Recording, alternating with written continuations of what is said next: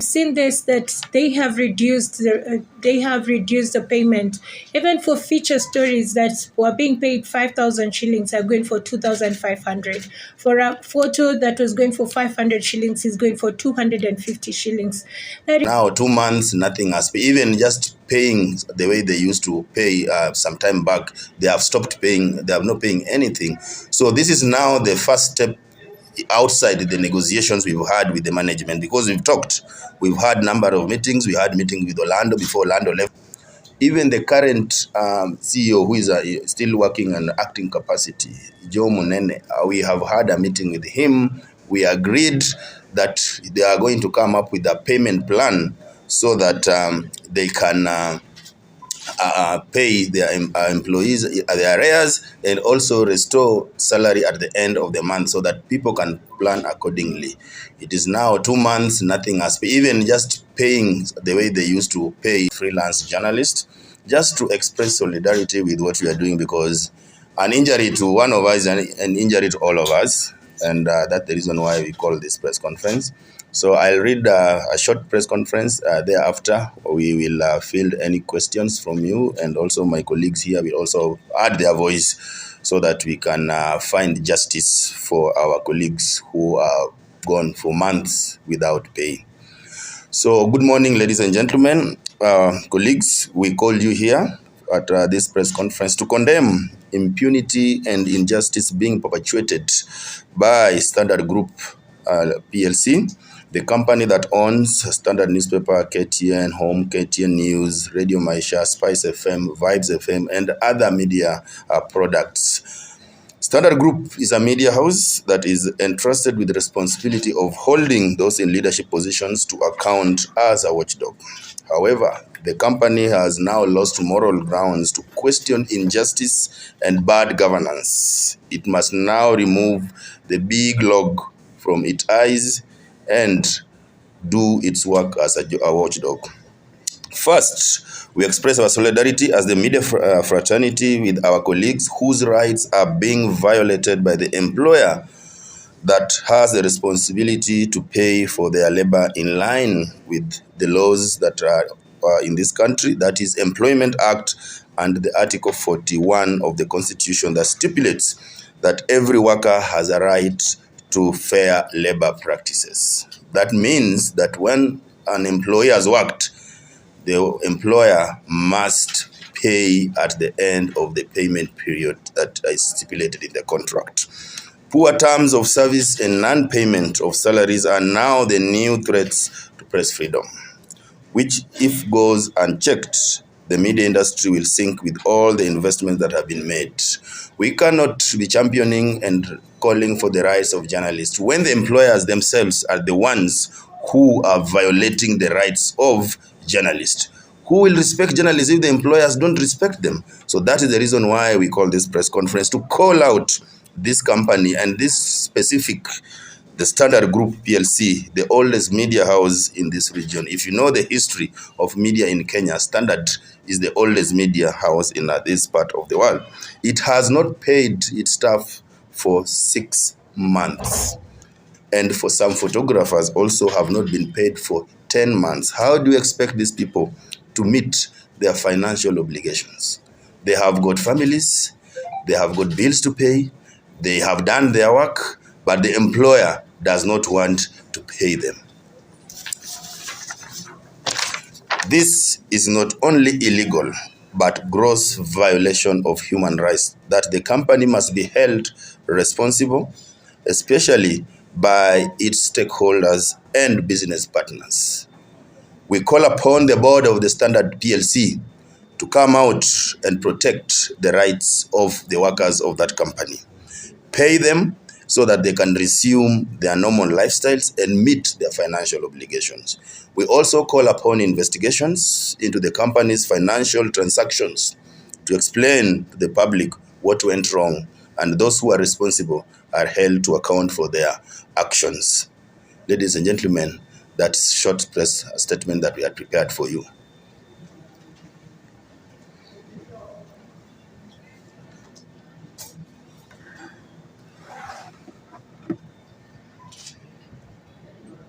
Any questions?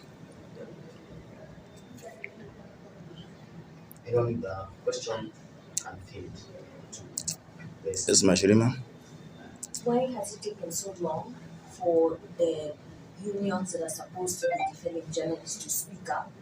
Because this has been going on for a long time, and unless you speak to the journalists individually, you wouldn't know what is going on. So, what does it mean now? What happens after?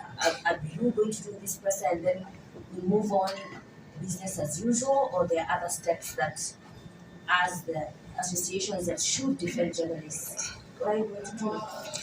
You see, in labor practice, first of all, we are required to do consultations and talk to the employers.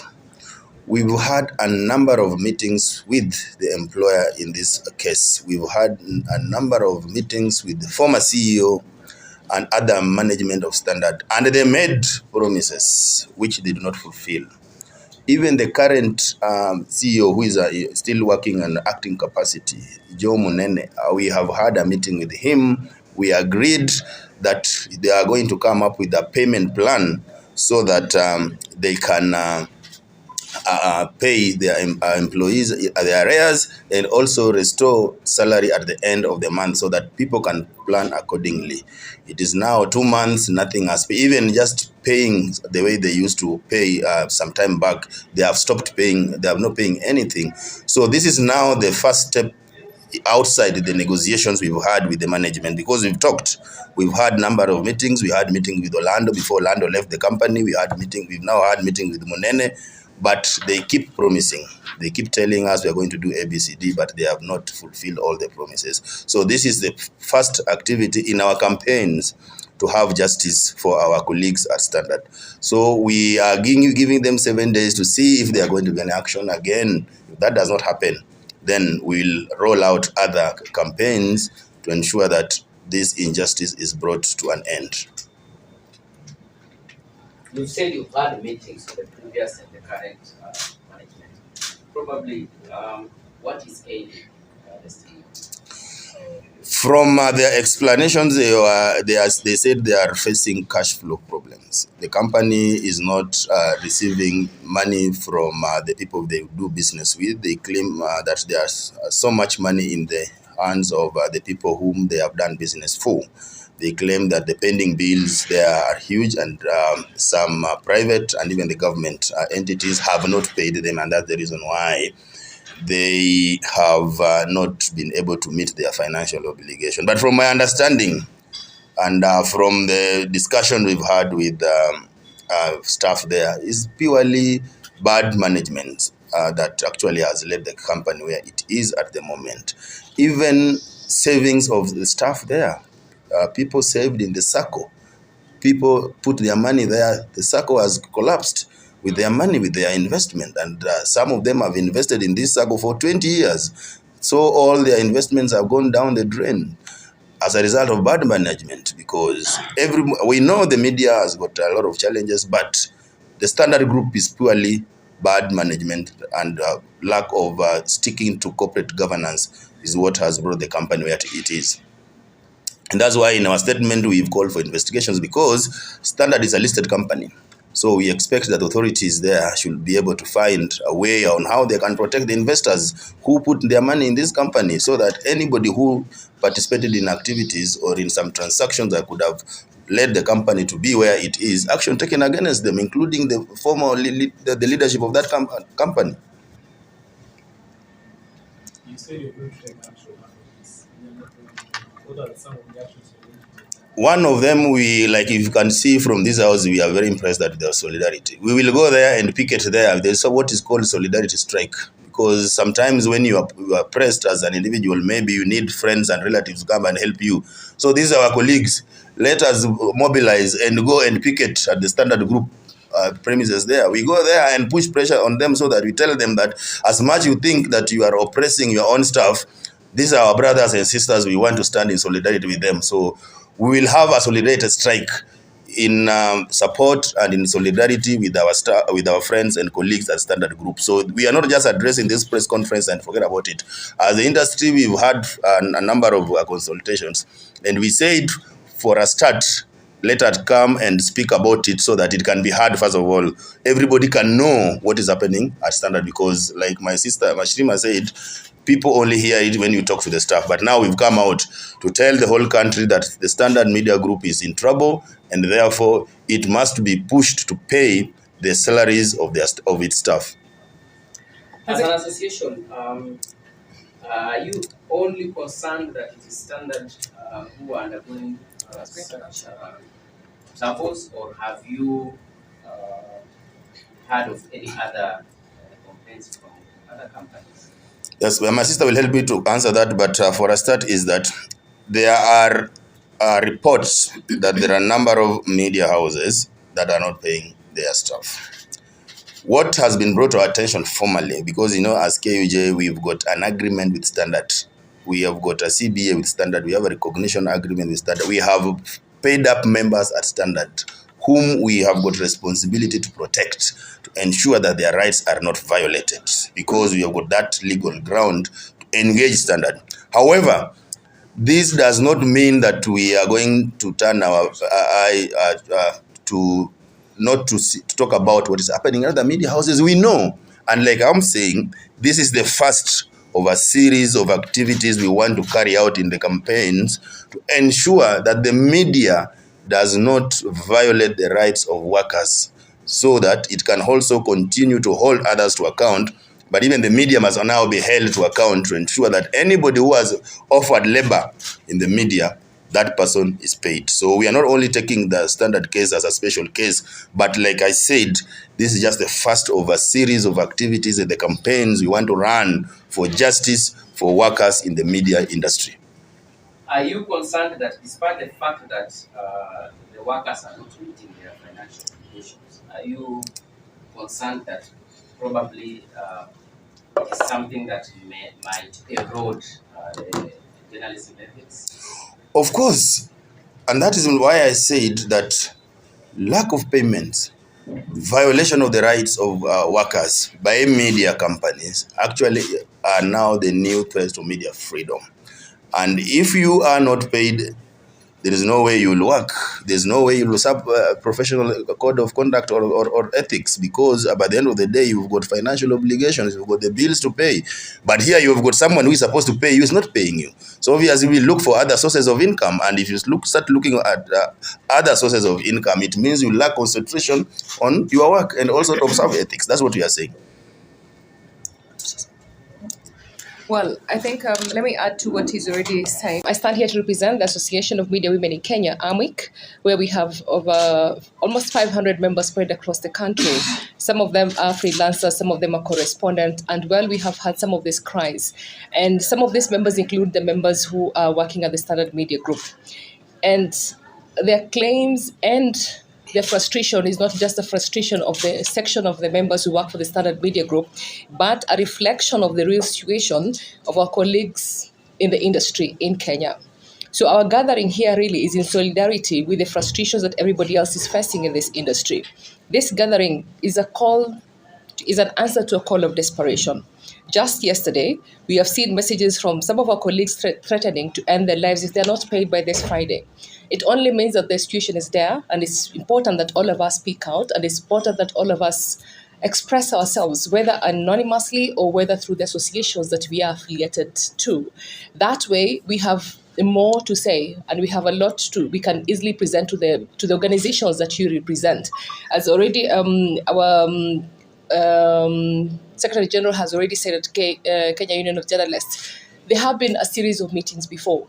And these meetings are happening, and all the time the meetings are happening, there are promises that are being met. The only problem is these promises remain a promise, but then they're not implemented. And so we stand here to say we have faith in you and the work that you do, and we have faith in the industry, and we're here to say we will continue to champion for the cause that you do, and we will continue to stand in solidarity with you to see that you're paid your dues. And when you have problems, please reach out, please call out, don't suffer in silence, because that is really the work of the organizations that are represented before you. And just to add a bit to that from my colleagues, we're finding more and more of the journalists especially freelance journalists who contribute to these mainstream media houses, they're not being paid. So it's also it has a ripple effect. So the people who are employed, genuinely employed, are not being paid. So are correspondents. So are freelancers who are suffering. And we've seen this, that they have reduced the payment. Even for feature stories that were being paid 5,000 shillings are going for 2,500. For a photo that was going for 500 shillings is going for 250 shillings. That is really not even anything. It's not dignifying for us, and we want to protect this industry. We want to protect our cause. We want to protect what we have been practicing as journalists for a long time. Let it not end because we are seeing such things happening right now in this country. Yes, we understand there are issues that are coming up. There's economical challenges here and there, but that does not mean as an organization that you should infringe on the rights of your workers. That does not mean that, yes, you can hide behind COVID, but for how long can you hide behind the COVID pandemic? For how long? Things are moving, but now it's time for us to stand in solidarity and talk together as one voice. Let's talk together as one voice and stand together, because today it's me.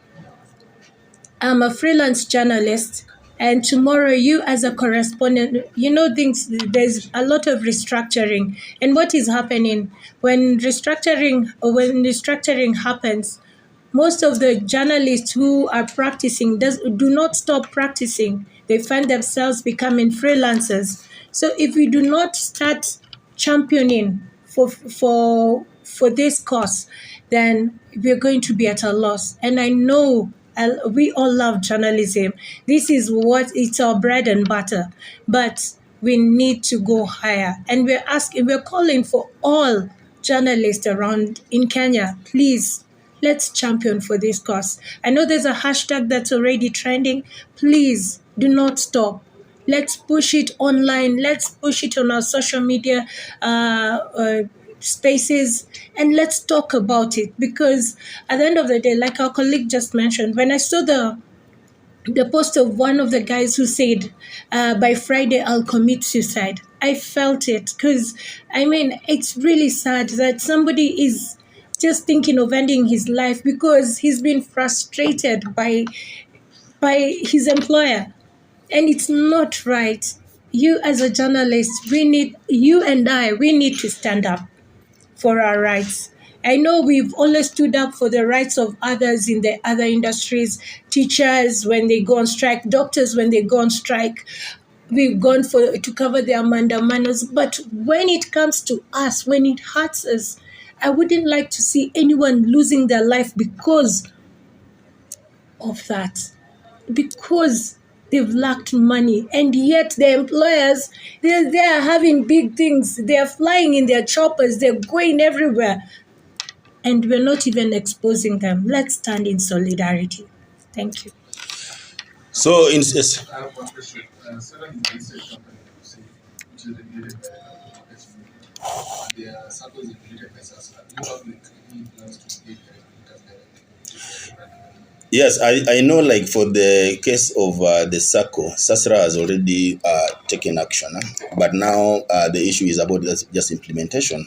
Because SASRA has actually told them that they must get the funds and pay the SACCO members, whatever they had put in the SACCO.